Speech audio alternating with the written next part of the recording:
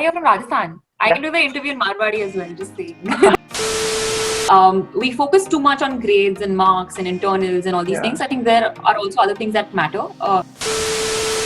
When we used to submit assignments, it was basically one person doing the assignments and 10 people copying the same assignment and submitting it. Hello everyone, today we have with us a very special guest, that is Nupur Joshi, and like many students have that doubt, what after undergrad and is master worth it, or how to do masters in the US. So all your doubts will be cleared in this session, and let's start with Nupur's introduction. Over to you, Nupur. Hi Kushal. So my name is Nupur, as Kushal already mentioned, and I did my undergrad in accounting and finance. Basically, I did BCom honors from Delhi University in India. And then I worked for a year and a half with CNBC in Noida. After that, I applied to do my master's, in a couple of universities in the United States. And then I got into Columbia University. I got into their enterprise risk management program. So I did my master's from there. And right now I'm working as a management consultant with Ernst & Young, also known as EY. I'm working in the Times Square office. I haven't gotten a chance to visit the office, physically yet. I hope I do get to visit sometime soon. But yeah, I work with the Times Square office currently. Great. And all of the people who don't know, Columbia University is one of the Ivy League colleges in the US, and one of the most reputed college in the globally also. So, Nupur, what are the ways to get into such big universities in the US? So, what I personally feel is what matters at the end of the day is your story. When you're writing your statement of purpose, it's not just your achievements in isolation. It's these achievements or, spikes in your resume that should ultimately, tell a story about why you want to do this particular program, what you're doing, and what you want to do after this particular program, and what you gain from the program, how are you going to benefit from the program, and also what you can give back to the program or give back to the school that you plan to attend. So if you have to start working on your application or working on your profile, I would say the best thing to do is start early.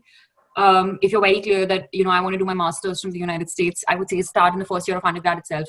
Everything that you do, every small thing that you do, maybe, whether it's a certification or whether it's an internship in a company that you're doing, everything should, be a part of the story that you're trying to tell. So for me, I wanted to do the ERM program because I was very passionate about, risk consulting, and that's what I wanted to do. So I did 3 internships in FMCG companies, in Gurgaon. So I worked with HUL, 𝐉𝐨𝐛 and GlaxoSmithKline. So I did talk about those in my, SOP of, why I did internships in finance. And I realized that, I want to do risk management. So Nupur, what was the complete process starting from the application till the point when you get admitted to the university? If you can just throw some light. Sure. So first of all, I think the first step in any, when you're applying to any university or when you're planning to apply to universities is doing the research.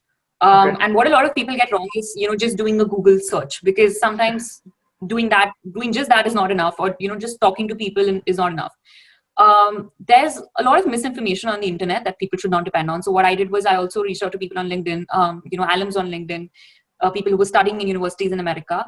And I started talking to them, getting their insight on, which universities I could target with my profile, or what should be a good city to live in when you keep career opportunities in mind, etc. So I started with doing my research.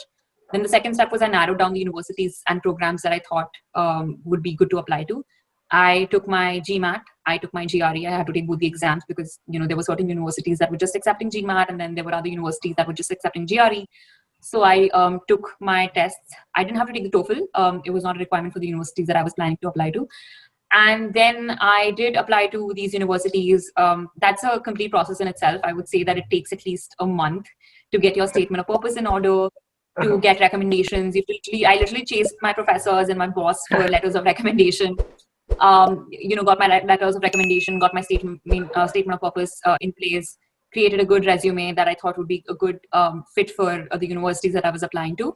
And then finally I applied, then went through the long wait, waiting to hear back from universities. And I just applied to 2 universities in the first round. So I got rejected from one and got into Columbia.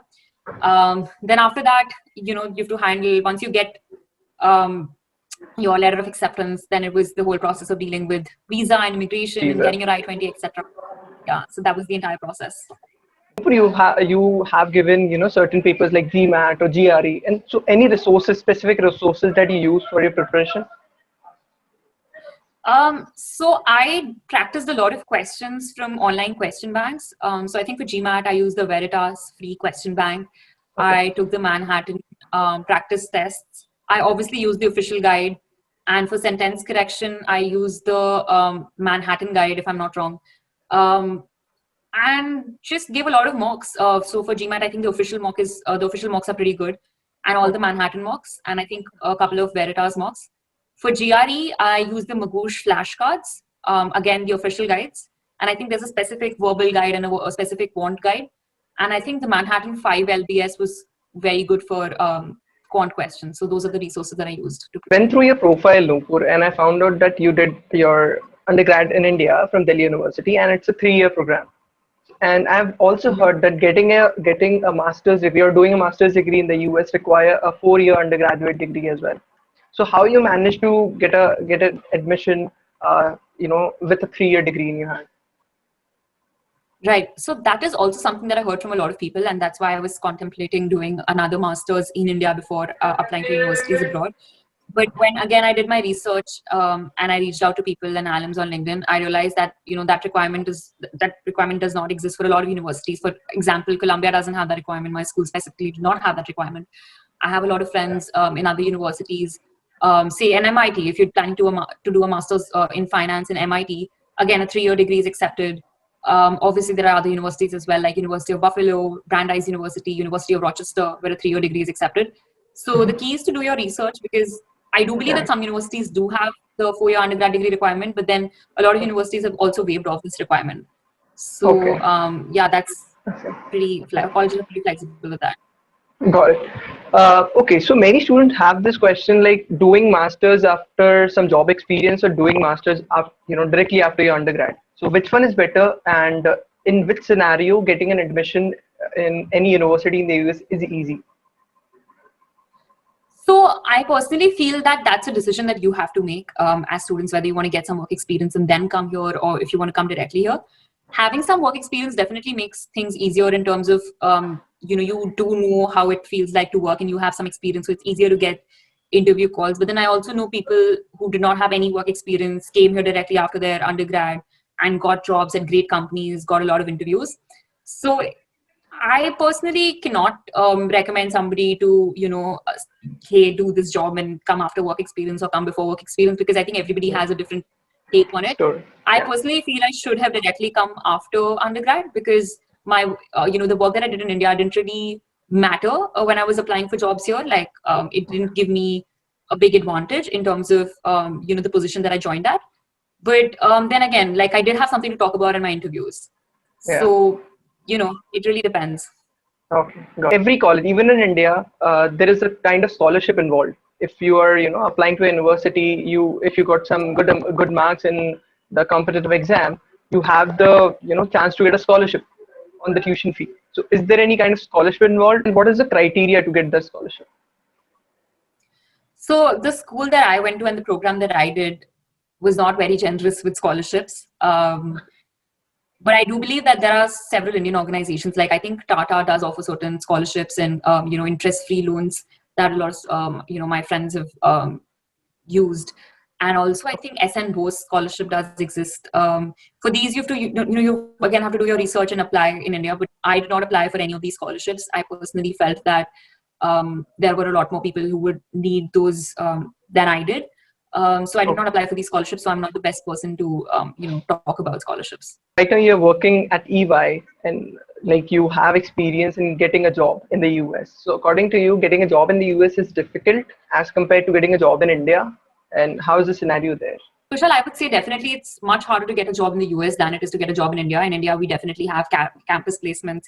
If you're in a good college, you just have to sit down and relax. The college takes care of your job and your placement situation. But there's no such thing in the US, at least for most master's programs.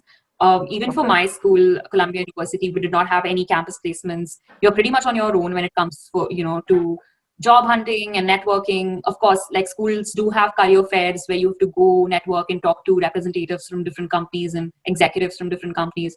So those kind of facilities are there, but then it's to find a job, it's your responsibility. And I think Yeah. that makes it challenging. But then again, I think it's a learning process. When you're trying to network and, when you're trying to look for a job, get a referral, you reach out to so many people and you build a network of people that you probably wouldn't have done in any other situation. So Okay. the best and the most efficient way to get a job in the US, at least in financial services, is networking. And that's what I did. Got it. I see. So, like you did your master's from the US, and you did your undergrad from India. Any specific difference you found out in the curriculum in both Yeah, the nations? definitely. So yeah, there's a world of a difference between the education system in the US and the education system in India. And that's something that I noticed when I was, of course, doing my master's. So I think in India, when we used to submit assignments, it was basically one person doing the assignments and 10 people copying the same assignment and submitting it. But that doesn't work here in the US. There are very strong rules on plagiarism and plagiarism checks that happen. Your assignments and your tests are graded very, very strictly. There's a lot more, professionalism and focus on originality that is there here, and the focus is more on learning than mugging up and writing rehearsed answers in tests. And there's a Yeah. lot more focus on assignments. So I have taken classes where the weightage to your assignments was like, say, 80%, and the weightage to your final exam was like just a 20%.